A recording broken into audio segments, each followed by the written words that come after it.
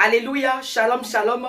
Que la grâce et la faveur de Dieu vous soient multipliées en abondance dans le précieux nom de notre Seigneur Jésus-Christ de Nazareth. Amen. Amen. Nous sommes tous dans la joie, c'est certain, parce que la parole de Dieu nous dit, n'est-ce pas, que là où deux ou trois sont assemblés dans le nom de Jésus, notre Dieu est présent. Il est impossible, n'est-ce pas, de côtoyer la présence de Dieu et rester la même personne. Assurément, le Seigneur va encore nous faire du bien aujourd'hui par sa parole. Au nom de Jésus.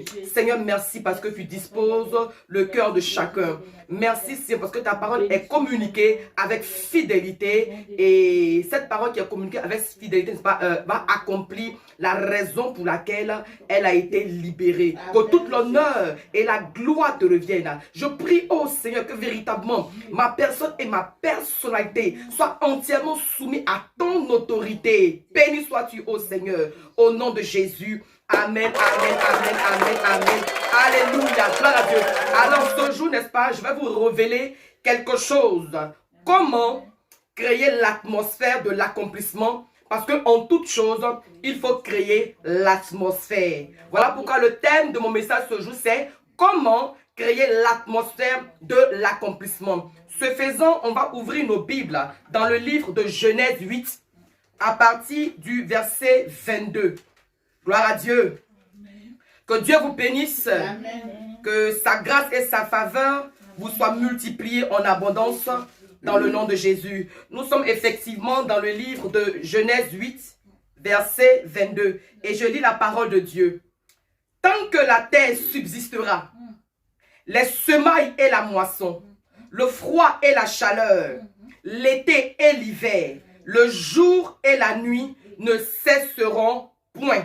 Amen. Amen. Ceci est une grande révélation. Amen. Alléluia. Amen. Et dans ce passage, n'est-ce pas, le Seigneur nous donne les 4 lois qui contrôlent la vie sur la terre. Alléluia. Amen. De ces 4 principes, la loi de la semence et la loi de la moisson est la plus grande parce qu'elle stipule que tout acte que l'on pose produit quelque chose de la même nature, mais en nombre plus important, en nombre plus élevé. Alléluia.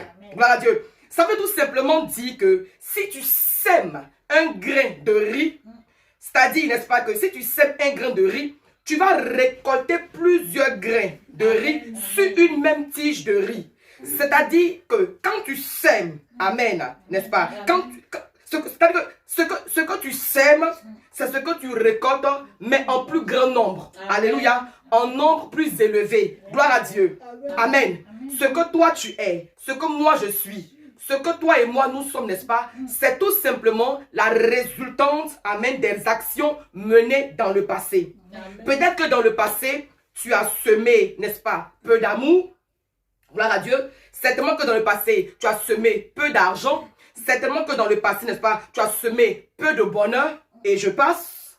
L'état dans lequel tu es, c'est le résultat de ce que tu as semé avant ou de ce que tes parents ont semé dans votre famille. Amen. Alléluia. Amen. Cependant, ce que je veux te faire comprendre, c'est que quand on comprend cette loi, on reçoit ou on perçoit que le futur que nous désirons, n'est-ce pas, hein, se trouve dans les semences, dans tout ce que nous mettons en terre aujourd'hui. Amen. C'est-à-dire que, tout simplement, ton futur est entre tes mains. Wow. Ton futur est entre tes mains. Et tu vas le comprendre tout à l'heure. Gloire à Dieu. Amen. Certainement, n'est-ce pas, que tu ignorais cette parole. Certainement que tu ignorais, n'est-ce pas, cette loi. Et tu n'as pas pu semer pour que ton présent soit réalisant aujourd'hui. Certainement que tu ignorais cela. Et tu n'as pas pu semer pour que effectivement ton présent soit rayonnant, pour que ton présent soit glorieux. Alléluia. Amen. Gloire à Dieu. Amen. Mais aujourd'hui, je suis en train de te dire une chose, de te donner une révélation. Amen. Ton futur est entre tes mains. Ton futur dépend de ce que tu vas semer. Amen. Ton futur dépend de ce que tu vas semer. Amen. Si tu sèmes, n'est-ce pas, de l'amour, tu récolteras beaucoup d'amour. Parce que je vous ai défini, c'est-à-dire que ce que tu sèmes là, quand tu récoltes cela en plus grand nombre. La même nature, mais en plus grand nombre. Donc, si tu sèmes de l'amour, tu vas récolter l'amour, mais en un plus grand nombre, beaucoup d'amour. Alléluia. Si tu sèmes le pardon, tu recevras beaucoup de pardon. Si tu sèmes, n'est-ce pas, les semences financières et autres, tu recevras beaucoup. Alléluia. Sache que tout ce que tu vas semer, tu vas le récolter. Amen. Autrement, si tu passes ton temps à semer les critiques, tu passes ton temps à semer la calomnie, tu passes ton temps à semer la division, tu passes ton temps, n'est-ce pas, à faire des coups bas, sois-en sûr que tu vas récolter cela, mais en grand nombre aussi. Alléluia. Autant tu récoltes ce qui est bon en grand nombre, autant tu peux aussi récolter ce qui est mauvais en grand nombre. Alléluia. Gloire à Dieu. Cependant, il faut comprendre que plusieurs facteurs influencent la moisson. Aussi, on peut semer et ne rien récolter. C'est cela qu'on appelle la famine. Gloire à Dieu. Et d'ailleurs, beaucoup de personnes ont semé et n'ont rien récolté. Alléluia. Aujourd'hui, leur vie est remplie de famine. Leur vie est remplie, n'est-ce pas, de tout ce qui est brûlé, de misère, de disette. Alléluia. Parce qu'en fait, il y a des facteurs. Il y a des facteurs qui rentrent aussi en ligne de compte. Pour être clair, il y a deux facteurs clés qui influencent la récolte que nous aurons. Alléluia.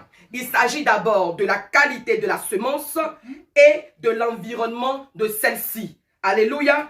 Gloire à Dieu. Et pour parler de la qualité, en fait, c'est que si tu vas semer un grain qui est mort, c'est sûr que tu récolteras la mort.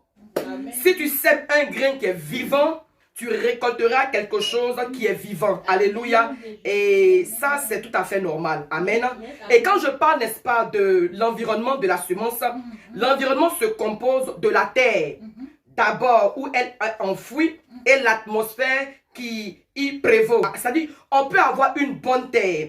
Mais est-ce que le temps, n'est-ce pas, dans lequel nous semons, est-ce que c'est la saison? Alléluia. Je donne un exemple simple. C'est-à-dire, tu veux, n'est-ce pas, récolter des pommes, les fruits des pommes. Et je pense que les pépins de pommes, n'est-ce pas, doivent être semés dans la période de printemps, dans la saison de printemps. Maintenant, toi, tu vas semer, n'est-ce pas, ce pépin de pommes là, alléluia, en hiver. Mais c'est clair que ça sera compliqué. Tu ne vas pas, n'est-ce pas, avoir le résultat escompté. Amen. C'est pas parce que le grain de pépin n'est pas bon. Tu as la qualité, le grain de pomme est bon, mais c'est la saison, n'est-ce pas, qui n'est pas bonne. Alléluia. Donc l'atmosphère jouera un rôle et le résultat ne sera pas, n'est-ce pas, apprécié. Amen, amen. Et ce matin, je suis en train, n'est-ce pas, de partager avec vous un cours de SVT, c'est-à-dire les sciences de la vie et de la terre. Gloire à Dieu, soyez bénis. Alors, la terre a un impact sur la plante qui lui est confiée. Quand tu confies un grain, la terre joue un grand rôle. Une mauvaise terre tuera la vie qui se trouve dans la semence. Et cela se trouve d'ailleurs dans le livre de Matthieu 13. Dans le livre de Matthieu 13, quand vous lirez, vous comprendrez beaucoup de choses sur la parabole du semeur. Amen. Pourtant, même si la terre et la semence sont bonnes, le climat, l'atmosphère joue aussi un grand rôle. L'atmosphère est un facteur clé. Une graine mise dans un climat non propice, non approprié, ne pourra pas produire ce qu'on attend d'elle. Alléluia. Ce matin, tout ce contour dans mon introduction pour vous faire comprendre et vous pousser, n'est-ce pas, à influencer l'atmosphère céleste. Sache que tu es capable d'influencer l'atmosphère céleste afin que les actes positifs que tu poses puissent produire les fruits escomptés. Alléluia. Nous avons le pouvoir parce que Jésus nous a donné le pouvoir d'influencer l'atmosphère céleste. Alléluia. Et je vais, n'est-ce pas, vous donner un exemple qui va ouvrir vos yeux. D'abord, je vais traiter ce thème de ce jour, n'est-ce pas, autour de 4 points importants qui peuvent influencer, changer notre atmosphère afin de créer une atmosphère d'accomplissement. Gloire à Dieu. Sinon, si tu veux, je te donne les 4 points autour desquels, n'est-ce pas, je vais partager le message de ce jour. C'est les autels, on a les dons, on a le combat spirituel et on a l'adoration. Amen. Donc, en premier point, n'est-ce pas, notez les autels. Gloire à Dieu. Amen. Les autels. Donc, nous allons prendre le passage de Genèse 13, verset 8. Abraham dit à Lot, qu'il n'y ait point, je te prie, de dispute entre toi et moi, ni entre mes bergers et tes bergers, car nous sommes frères. Alléluia. Amen. Voilà. Mais j'explique, n'est-ce pas, l'histoire. Gloire à Dieu. Nous nous souvenons, n'est-ce pas, que Dieu a appelé Abraham. Dieu a appelé Abraham et lui dit, n'est-ce pas, quitte ta patrie et va dans le lieu que je t'indiquerai. Et Abraham va prendre avec lui, n'est-ce pas, des humains, c'est-à-dire Lot et son épouse Sarah. Gloire à Dieu. Amen. Et à un moment donné, n'est-ce pas, l'atmosphère qui régnait faisait que Dieu ne pouvait plus parler à Abraham, et cela pendant près de 25 ans. Alléluia. Jusqu'à ce que Abraham, effectivement, prenne la décision de se séparer de son neveu. Mais aujourd'hui, on ne parle pas de séparation parce que je pense qu'il y a des dimanches passés où on a parlé, n'est-ce pas, de séparation. Gloire à Dieu. Et Abraham va dire à son neveu, n'est-ce pas, nous sommes à une limite où il y a deux extrêmes. Choisis donc l'endroit que tu préfères. Et la Bible nous dit que Lot va choisir l'endroit qui était fertile. C'est-à-dire, c'était vraiment l'endroit où même il y avait le Jourdain, il y avait beaucoup d'eau. Ça ressemblait, n'est-ce pas, à Éden. Et l'endroit s'appelait, n'est-ce pas, délice. Amen, amen. Gloire à Dieu. Et le reste, il n'y avait plus de choix à faire. Le reste, n'est-ce pas, va être imposé, n'est-ce pas, au patriarche Abraham. Mais je veux préciser que ce lieu qui restait, n'est-ce pas, ressemblait à un lieu vraiment de désolation. C'était un lieu vraiment désert, un lieu, n'est-ce pas, minable, un lieu où véritablement il y avait des divinités. Alléluia. Et quand Abraham, n'est-ce pas, va poser les pieds dans cet endroit, amen, Dieu lui dit, c'est ici que je vais te donner en possession comme héritage. Donc, les deux parents, n'est-ce pas, chacun a pris son chemin. L'autre a pris son chemin là où véritablement ça ressemblait à Éden. Vraiment, il y avait beaucoup d'eau. Et ce qui restait pour Abraham, c'était vraiment ce lieu chaotique là. Amen. Mais Dieu va lui dire que c'est là que je te donne, n'est-ce pas, en possession. C'est là ton héritage. Gloire à Dieu. Et Abraham va explorer ce lieu qui était habité par des démons. Ce lieu, n'est-ce pas, qui était, n'est-ce pas, habité par des divinités païennes. Mais qu'est-ce que Abraham va faire? Qu'est-ce que Abraham va faire? Abraham va comprendre un mystère. Et nous sommes surpris d'être témoins, n'est-ce pas, du changement, de la transformation de ce lieu. Et nous allons comprendre pourquoi. Amen. Parce que en fait, ce lieu qui était désert, ce lieu qui était maudit, où personne ne voulait mettre les pieds, alléluia, des siècles plus tard, c'est ce lieu qu'on va appeler Canaan. Alléluia. Lieu où coule le lait et le miel. Alléluia. Mais comment cela est-il arrivé?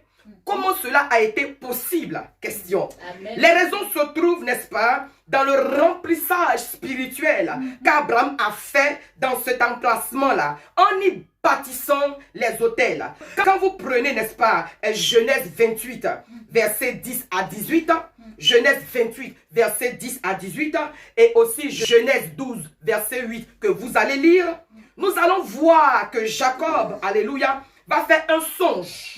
Et il découvre que le lieu où il était couché était la demeure de l'Éternel. Mais quand on lit le verset suivant, on découvre qu'en fait, l'action de son père, c'est l'action de son père qui a attiré la gloire de Dieu dans ce lieu. L'autel d'Abraham a changé le climat de ce lieu. La gloire de Dieu est descendue dans ce lieu.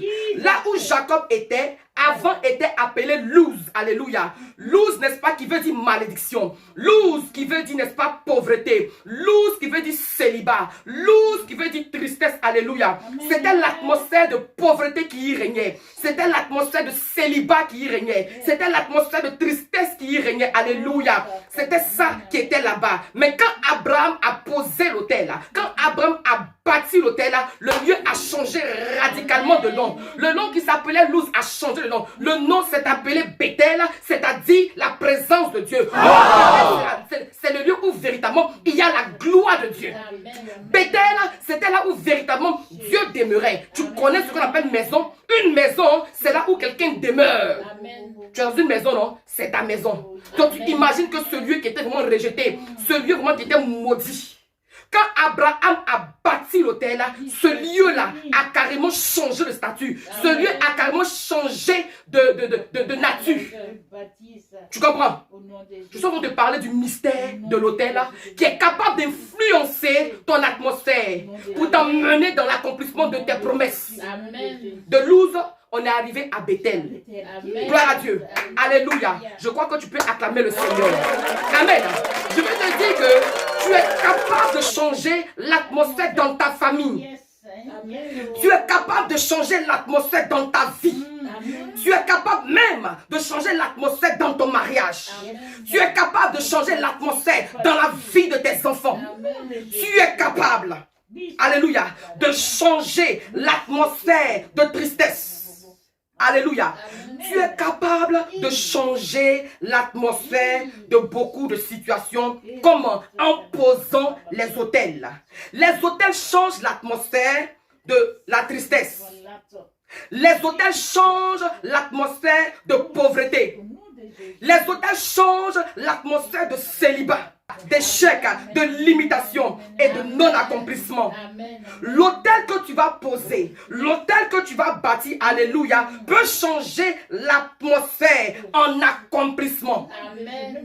L'autel que tu vas poser, alléluia, peut changer l'atmosphère en quelque chose de merveilleux, en quelque chose de meilleur, en quelque chose d'extraordinaire, en quelque chose d'excellent. Alléluia. Quelque chose de bon peut se passer dans ta vie à cause d'un hôtel que tu bâtis. Gloire à Dieu. Votre territoire peut être le repère de sorciers. Ta vie même là peut être l'habitation des démons. Pas parce que tu le veux. Parce qu'en réalité, le diable peut voir ta grâce. Le diable peut voir ton étoile briller. Il peut voir. Il a des yeux. Il peut voir. Il a quitté là-haut, non? Il peut voir. Lui aussi, il y a un esprit en lui. Mais c'est un esprit démoniaque.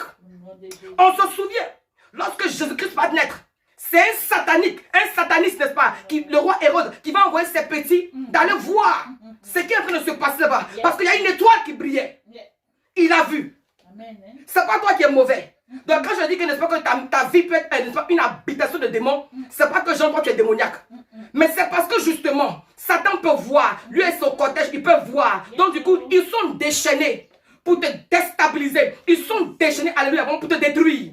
Et d'ailleurs, c'est sa mission. Le diable, il est venu pour détruire, tuer et égorger. Donc, toute étoile, il a affaire à toute étoile. Oh, toi, tu as une étoile. Alléluia. Gloire à Dieu. Donc, ta vie, n'est-ce pas, peut être, alléluia, la maison, l'habitation, le champ de mission des démons, des sorciers. Alléluia. Gloire à Dieu. Donc, depuis tout ce que tu fais, ne marche pas. Ça n'aboutit pas. Ça commence quand après du coup, c'est gâté. Ça fait quand après ça n'aboutit pas. Il n'y a pas d'accomplissement. Il n'y a pas de fait meilleur. Il n'y a pas d'excellence. Vraiment, c'est bizarre. Et toi-même là, tu sens ça. Alléluia. Gloire à Dieu. Et d'ailleurs, n'est-ce pas, c'est-à-dire que tu es arrivé à l'âge de maturité, à l'âge où vraiment tu dois te marier, à l'âge où toi aussi véritablement tu dois prendre ta maison, à l'âge où véritablement tu dois avoir certaines choses, mais tu ne possèdes pas. Parce que justement, les démons, n'est-ce pas, sont en train de te tourmenter, sont en train de jouer avec ta vie, sont en train de te malmener. Alléluia. Gloire à Dieu. Mais je veux te dire, n'est-ce pas, que l'autel que tu bâtis peut changer l'atmosphère. Amen. L'autel que tu vas bâtir, alléluia, peut changer ton histoire. Ton histoire peut changer, alléluia, si tu sais poser les autels.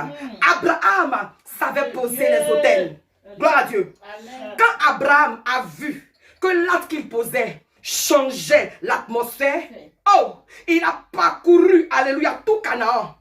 Hôtel là, tu peux bâtir plusieurs hôtels. Abraham savait poser les autels. Abraham savait bâtir les autels. Ce n'est pas un seul hôtel.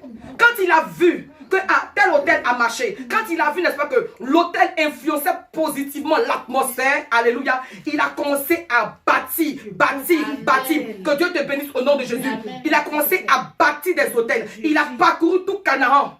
Est-ce que vous me comprenez? Parce qu'à la base, la Canaan, n'est-ce pas, c'est aujourd'hui que non, j'ai parti à Canaan, j'ai mangé le lait et le miel. Mais le lait et le miel que tu manges aujourd'hui là, c'est quelqu'un qui a bâti hôtel. Sinon avant là, Canaan là, c'était un lieu maudit. c'était un lieu désert, un lieu minable, un lieu vraiment qui était habité par des divinités païennes. Mais à cause, n'est-ce pas, de ce que Abraham savait bâtir les autels, il a changé radicalement le cours de l'histoire. Alléluia. Gloire à Dieu. Il a commencé, n'est-ce pas, à poser les autels partout.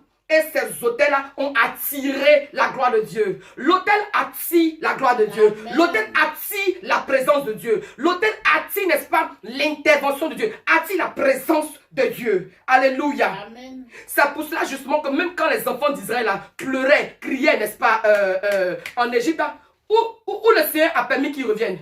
Pas dans un autre coin, mais ils sont venus à Canaan. Là où coule le lait et le miel. Dieu s'est donné de bonnes choses à ses enfants. Alléluia. Amen. Gloire à Dieu. Donc les autels, sachez-le, ont la capacité de changer ton adresse. Amen. Amen. Gloire à Jésus-Christ. Mais l'autel, effectivement, change. Si ta vie est influencée par les démons, ton autel peut attirer la présence de Dieu. Alléluia. Si ta vie est influencée par les puissances occultes, par les puissances ténébreuses, ton autel peut attirer la gloire de Dieu. La Bible nous dit dans le livre de Luc 23, verset 44, ainsi que Marc 15, verset 33, que vous lirez, tout ça, n'est-ce pas, veut dire la même chose. Amen. À la 6e heure, ou si vous voulez, je vais lire Luc 23, verset 44. C'est glorieux. Est-ce que tu peux acclamer la présence de Dieu? Amen. Alléluia. Je lis la parole de Dieu.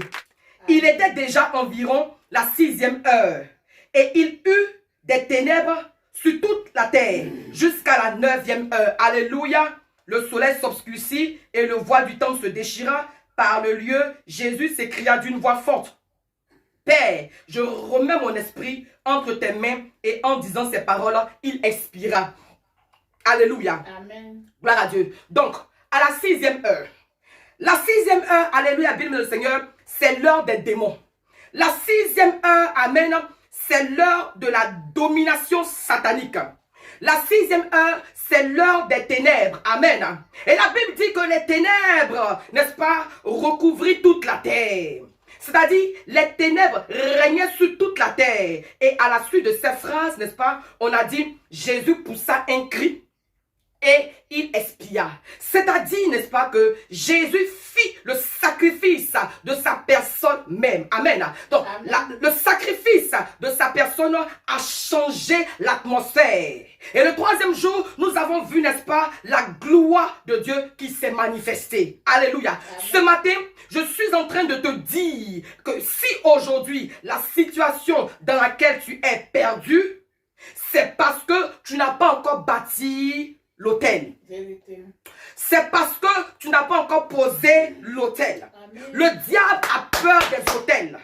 Le diable, n'est-ce pas, a peur des personnes qui savent poser les autels. Gloire à Jésus-Christ de Nazareth. Soyez bénis. Alléluia. Amen. Alors, nous allons passer maintenant au deuxième point.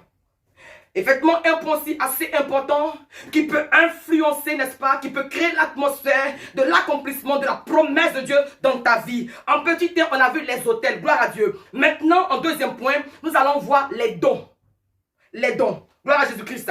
On va lire dans le livre de Proverbes 18, verset 16. Alléluia.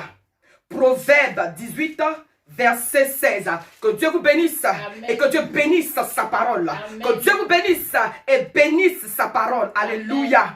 Et je lis la parole de Dieu. Les présents d'un homme lui élargissent la voie et lui donnent accès auprès des grands. Alléluia. Bien-aimés, il y a un grand mystère dans ce passage. Il y a un grand mystère dans ce passage que je ne sais pas si les chrétiens lisent cela ou ont lu ça. Gloire à Jésus-Christ. Parce que moi, quand j'ai lu ce passage, parce que moi, quand j'ai découvert ce passage, parce que moi, lorsque véritablement je suis rentré dans la profondeur de ce passage-là, ma vision des choses, ma façon de regarder les hommes, n'est-ce pas, a radicalement changé. Alléluia. Amen. A radicalement changé. Parce que justement, je ne vois plus les hommes comme le monde les voit. Alléluia. Amen. Merci Seigneur. Ici, il est écrit effectivement que les présents d'un homme lui élargissent la voie et lui donnent accès auprès des grands. Ça veut dire quoi? Ça veut dire que quand tu fais des présents, quand tu fais des dons, quand tu fais des cadeaux, alléluia, en fait, il ne faut pas le faire par contrainte. Il faut le faire pensant et sachant que ce que tu fais là, ça va t'ouvrir de grandes portes. Si. Amen. Alléluia. Amen. Oui. Oh yes. Il faut te dire que les présents que tu fais, les dons que tu fais, les cadeaux que tu donnes, alléluia, n'est-ce pas, vont t'ouvrir de grandes portes. C'est de ça qu'il s'agit. Il faut te dire, n'est-ce pas, que cela va t'élargir des voies. Amen. Et en même temps, n'est-ce pas, ça va, n'est-ce pas, te donner aussi accès aux grands. Amen. Amen. Celui qui aime faire les dons, celui qui aime faire les présents, celui effectivement qui aime faire les cadeaux, c'est celui-là qui sera auprès des grands. Amen. Celui qui sait faire les cadeaux, les dons là, c'est celui-là, n'est-ce pas, que Dieu va envoyer auprès des grands. Amen. Oh. C'est celui-là, alléluia, à qui Dieu va ouvrir les portes de la grandeur dans sa vie. Amen. Tu veux rentrer dans la grandeur? Oh yes. Veux-tu rentrer dans l'excellence? Oh yes. Tu veux que les voies soient élargies pour toi? Écoute-moi bien ce matin. En réalité, il n'y a pas deux façons. Il n'y a pas deux voies. C'est vrai, tu fais les prières. C'est vrai, tu pries. C'est même important de prier, alléluia, parce que c'est recommandé même par la parole de Dieu. Amen.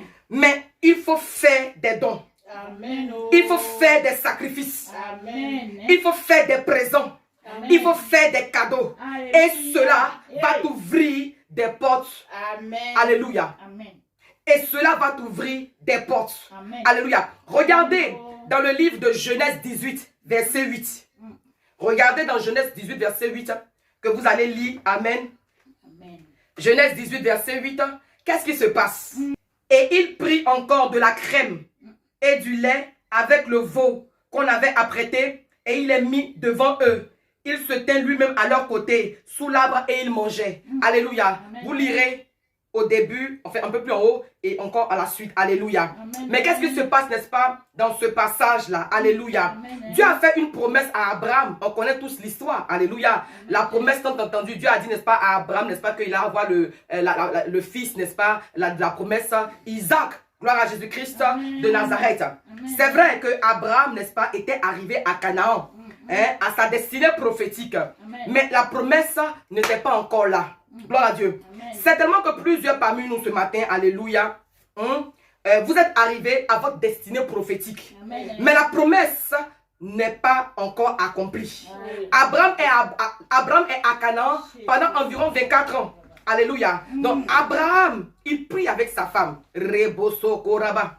Sur la base, n'est-ce pas, de la promesse. Hein? Alléluia. Ils sont là les deux, ils prient, ils prient, ils prient, ils prient. Mais rien ne se passe. Gloire à Jésus-Christ de Nazareth. Mais pendant qu'ils sont en train de prier, en temps ci, c'est l'âge qui avance. Hein? L'âge aussi est en train d'avancer. Et puis eux me laissent de se consoler. Que ce qui est sûr, Dieu vraiment, et sa parole est la vérité. Dieu ne ment pas. Ce que sa bouche a dit, sa main va l'accomplir. Mais en temps, pendant qu'ils prient comme ça, l'âge est en train d'avancer. Ils vieillissent de jour en jour. Ils vieillissent tous les jours. Et ils se consolent avec la parole. Oh Dieu, sa parole est la vérité. Mais en temps, n'est-ce pas, il y a la crainte au sein de leur cœur pour dire, ah vraiment, l'âge est en train d'avancer. Alléluia.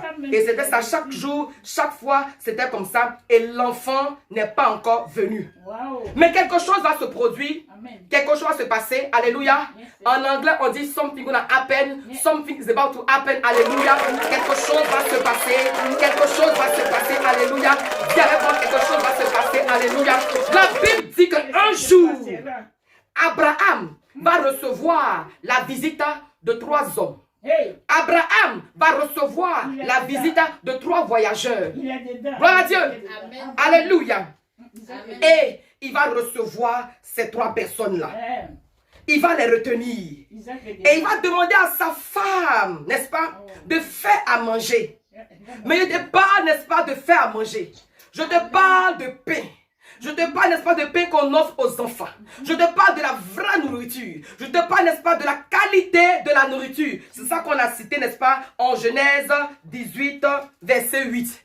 Le repas là, n'est-ce pas, le veau gras. Il y avait, n'est-ce pas, la crème. Vraiment toutes ces choses-là. C'est ce que Abraham va offrir à ces 3 voyageurs-là. Alléluia. Amen. Un repas de qualité, s'il te plaît. Amen. Alors, ils vont manger.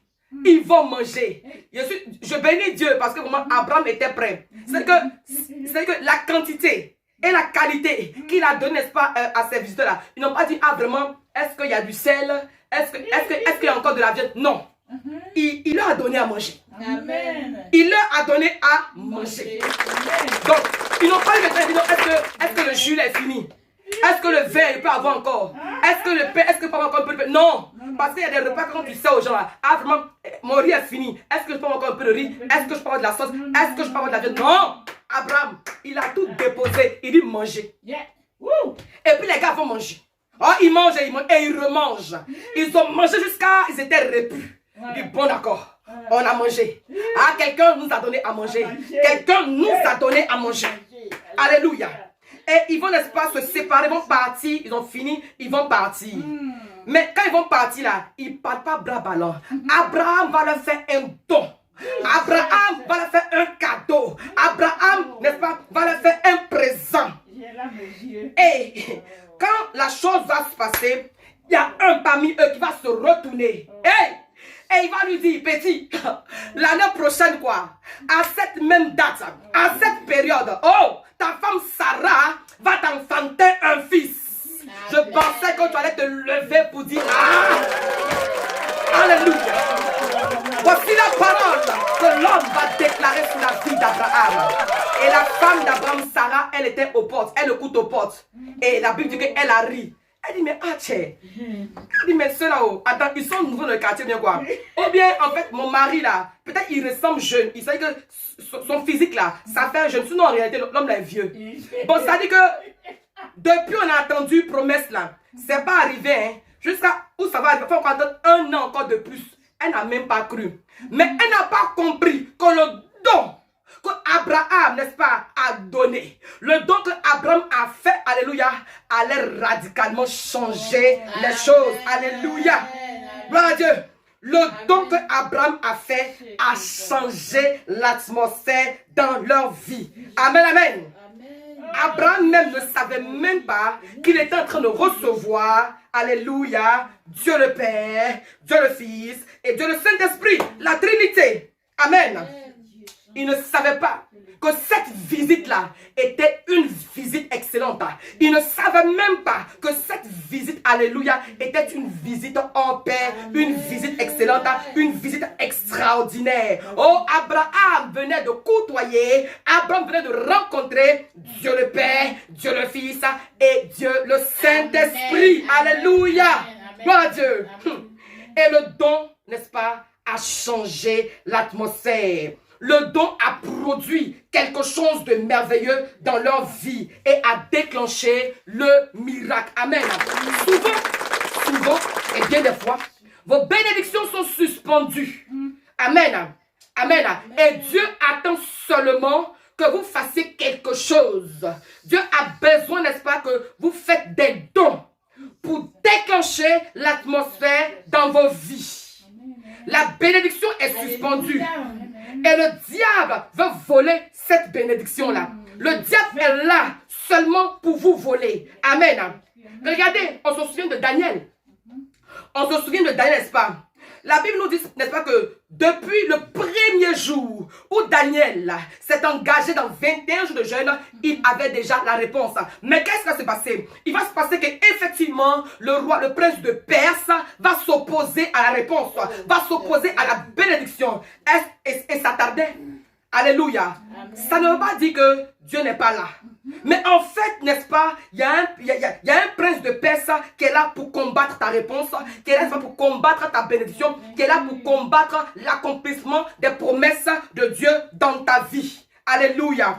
Mais laisse-moi te dire quelque chose ce matin. Amen. Je veux te dire que, alléluia, le don que tu fais, les dons que tu fais, alléluia, les présents que tu fais, les cadeaux que tu donnes, n'est-ce pas, peuvent effectivement combattre les attaques du diable qui veulent empêcher tes bénédictions. Alléluia. Gloire à Dieu. Et aussi, parlons de dons. Il y a aussi, n'est-ce pas, le don de la tsunamite. Il y a le don de la tsunamite. Dans le livre de 2 Rois, chapitre 4, au verset 11, vous lirez cette merveilleuse histoire et vous serez bouleversés. Et vous serez challengés concernant les dons, concernant les présents, concernant les cadeaux. Parce que c'est une grande bénédiction. Savoir donner, savoir offrir. Amen. Alléluia. Amen. Donc, quand vous allez lire 2 Rois 4, verset 11, vous verrez. Alléluia. La femme-ci, elle voyait plusieurs hommes de Dieu, n'est-ce pas, qui passaient. Mais elle n'a jamais, n'est-ce pas, parlé de son problème. Parce qu'en réalité, cette femme avait un problème de stérilité. Elle ne pouvait pas faire d'enfant. Alléluia. Gloire à Dieu, elle ne faisait pas d'enfant. Mais elle a compris quelque chose. Amen. Elle a compris quelque chose. Amen. Elle a identifié, n'est-ce pas, au prophète.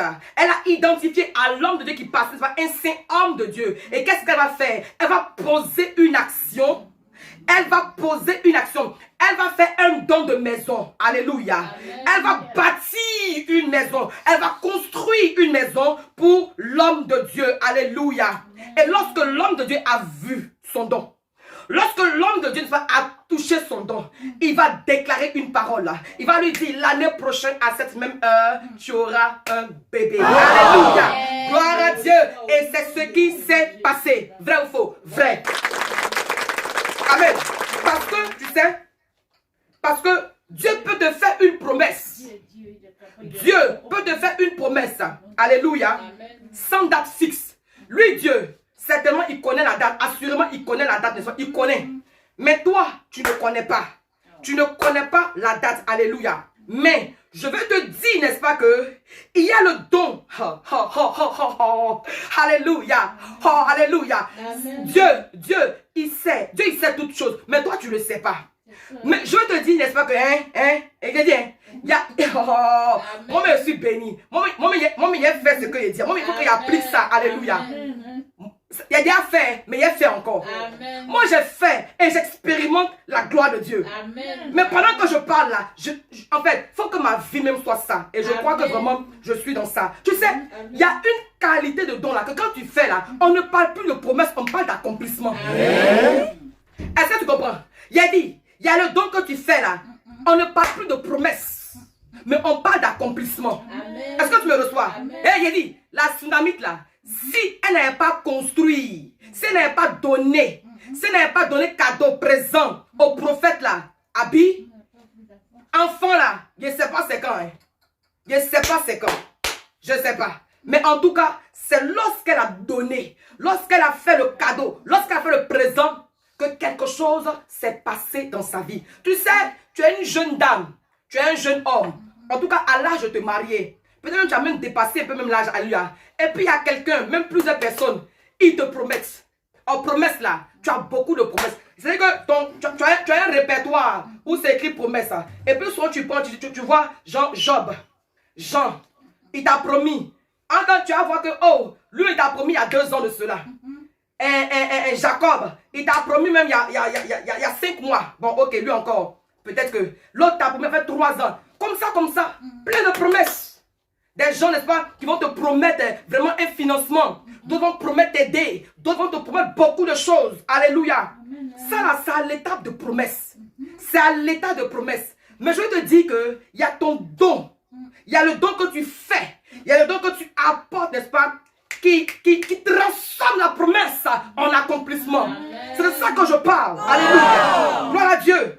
Alléluia. Et du coup, le monsieur qui a dit on se marie là, le don que tu fais là, il vient et puis il te dit, écoute, on se marie le 30 juillet. Ou on se marie le 15 août. Ça c'est concret. Tu n'es plus dans genre promesse jusqu'à quand? Non. Il faut que ça change. Amen. Il faut que ça change. Alléluia. Oui, il y a des dons qui donnent de bonnes nouvelles. Amen. Il y a des dons qui donnent de bonnes nouvelles et il faut que tu le fasses. Amen. Quand la tsunamite a fait son don, elle a reçu une bonne nouvelle. Amen. Il y a des dons qui, n'est-ce pas, donnent de bonnes nouvelles. Amen. Et le troisième point, c'est le combat spirituel et la prière. Le combat spirituel et la prière. Ça, je te révèle ça. Mais je ne vais pas m'attarder là-dessus. Parce qu'en réalité, quelqu'un qui sait donner, quelqu'un qui sait faire des présents, quelqu'un qui sait vraiment donner des cadeaux là, les dons combattent pour lui. Donc, ton combat spirituel là, que ce soit, n'est-ce pas, ta manière de donner, au nom de Jésus-Christ de Nazareth. Et la dernière chose finalement, n'est-ce pas, c'est l'adoration. L'adoration. Amen. L'adoration attire la présence de Dieu et change l'atmosphère. Je dis que l'adoration attire la présence de Dieu et change l'atmosphère. Alléluia. Gloire à Dieu. Regardez Marie de Magdala. La Bible, n'est-ce pas, nous renseigne qu'elle a cassé son parfum. Alléluia. Hein, son parfum de nard. Son parfum vraiment de grand prix. Tous les détails, ce n'est pas en vain. C'est pas moi qui ai dit que le parfum qu'elle a cassé était de grand prix. C'est la Bible même qui nous indique cela. Et si cela est indiqué, c'est parce que c'est important, c'est parce que c'est essentiel. Alors cette dame-là, Marie de Magdala, on la connaît tous dans le quartier. Une femme méprisée, sous-considérée, une femme minimisée, alléluia. Une femme vraiment vilipendée, qui n'était point considérée. Elle n'avait même pas de mari. Une prostituée, vraiment, toutes les mauvaises choses, toutes les mauvaises étiquettes qu'on peut lui donner. Mais cette femme-là, elle a adoré le Seigneur. En cassant, n'est-ce pas, son parfum de grand prix. Et l'odeur s'est répandue ça et là. Alléluia. Mais ce que je veux te dire, n'est-ce pas, cette femme qui n'était rien au départ, mais est devenue une personne remarquable. N'est-ce pas elle, alléluia, qui a annoncé la résurrection de notre Seigneur Jésus-Christ de Nazareth. Alléluia. Oh, nous bénissons Dieu pour la vie de la servante Marie de Magdala. Une femme qui avait compris le mystère de l'adoration. Pendant que les gens, n'est-ce pas, qui se disaient les saints, les 3 fois saints. Et ils se disaient les hommes 3 fois saints, alléluia. Est-ce qu'elle va les regarder? Est-ce qu'elle va les regarder? Alléluia. Elle s'est prosternée devant le prince de paix. Elle s'est prosternée devant Jésus. Elle s'est prosternée devant ce grand maître-là. Elle s'est prosternée devant l'autorité. Alléluia. Pour l'adorer. Elle s'est prosternée et elle a adoré. Elle a servi. Elle a honoré. Elle l'a élevé. Elle a encensé. Elle a salmodié. Oh, elle a reconnu sa suprématie. Elle a reconnu sa grandeur et son autorité. Elle s'est soumise. Elle s'est abaissée. Alléluia. Marie de Magdala a adoré le Seigneur. Et elle a été celle-là qui a annoncé la très bonne nouvelle, la résurrection de notre Seigneur Jésus-Christ. Oh, je vais acclamer Dieu pour la vie de la servante Marie de Magdala. Alléluia. Amen, amen, amen, amen. Je suis en train de terminer. Et il y a aussi, n'est-ce pas, l'adoration de Marie, la mère de Jésus, elle-même. Bien aimé, apprends à adorer Dieu. Hein. Amen. Quand il y a des moments où on te parle que on est en train d'adorer Dieu là, faut pas te faire prier. Faut pas te faire prier. Faut te manifester. Arrête tes adorations dans ton cœur. Faut arrêter ça. Faut te manifester. Tu imagines un temps soit peu, si Marie de Magdala n'avait pas cassé son parfum là, alléluia, est-ce que elle, alléluia, c'était par elle-même que la résurrection allait être annoncée? Dieu sait pourquoi. Tout ce qui se passe là, ce n'est pas au hasard. C'est un message, c'est un enseignement. Tu comprends? Donc ce n'est pas nous qui allons changer les choses. L'adoration, c'est très très important. Et le Seigneur, l'adoration tient vraiment au cœur de Dieu. Il y a une discussion, n'est-ce pas, qui va s'engager avec la femme, comment je vais dire même, au puits, c'est la Samaritaine. Alléluia. Voilà. Donc, Jésus lui dit que moi je cherche de vrais adorateurs qui vont m'adorer en esprit et en vérité. Qui vont m'adorer en esprit et en vérité. Il les cherche, il cherche, il cherche. C'est-à-dire qu'ils sont rares. Les gens qui adorent Dieu véritablement en esprit et en vérité, ils sont rares et Dieu les cherche. Laisse que Dieu te trouve, alléluia. Amen. Laisse que Dieu te trouve, n'est-ce pas? Laisse que Dieu te trouve. Laisse que Dieu vraiment trouve ton adoration. Et que ton adoration vraiment le touche. Amen. Alléluia. Amen. Marie, la mère de Jésus. Lorsque, n'est-ce pas, l'ange Gabriel va lui annoncer la bonne nouvelle, pour lui dire que, ah, vraiment, de par toi, le Messie va arriver. De par toi, un sauveur va nous être donné. Toi, tu vas faire un bébé. Marie, elle ne sait pas, elle se dit, ah, vraiment, d'accord, il a compris. Ok, je vais attendre le bébé là. Non, hein. La Bible dit, n'est-ce pas, que cette femme-ci, Marie, elle va entrer dans une profonde adoration. Elle va dire, mon âme exalte le Seigneur, car il a choisi son humble servante. Alléluia. Frères et sœurs, rentrez dans une profonde adoration pour attirer la présence de Dieu, pour l'accomplissement de vos bénédictions. Alléluia. Que la grâce et la faveur de Dieu vous soient multipliées en abondance. Voici, n'est-ce pas, en quelques mots, en quelques phrases, en quelques paroles, ce que le Seigneur a bien voulu mettre dans mon cœur pour le peuple de Dieu en ce jour. Alors que, n'est-ce pas, nous entrons dans un nouveau mois, amen, voici effectivement des éléments que vous pourriez implémenter afin d'attirer la grâce de Dieu sur vos vies. Parce que ce mois de mai, effectivement, c'est le mois de la réponse divine.